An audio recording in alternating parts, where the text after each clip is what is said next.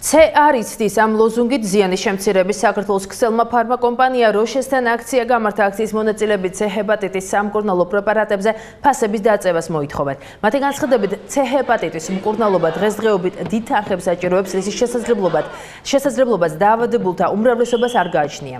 მოგვიანებით აქციის მონაწილეებმა მსგავსი მოთხოვნებით ფარმა კომპანია მედთან გადაინაცვლეს. კომპანიის ფარგლებში ზიანის შემცირების საქართველოს ქსელი მსგავს აქციებს საქართველოს დიდ ქალაქებშიც აპირებს. ორგანიზაციის წარმომადგენლები 27 ივნის ქუთაის, გორსა და ზუგდიდს ეწევიან. კამპანია 28 ივლისს ბათუმში აქცია კონცერტით დასრულდება. ჩვენ ვართ ჰეპატიტით ინფიცირებული ადამიანები და არ გვინდა ეს სურათები, რომელიც დღეს რეალობას არ შეესაბამება, ხვალე გახდეს რეალობა. ჩვენ გვინდა ჩვენ მეგობრებთან ერთად, ჩვენს ოჯახის წევრებთან ერთად ვიცოცხლოთ და ამისთვის საჭიროა აი ამ ადამიანებმა, ფარმა კომპანიებმა დაწიონ ფასი, რათა სახელმწიფო მოახდინოს სახელმწიფო პროგრამის დაწყება და რაც უფრო დაბალი იქნება ფასი, მით უფრო მეტი იქნება მოცვა ჩვენი მოსახლეობის.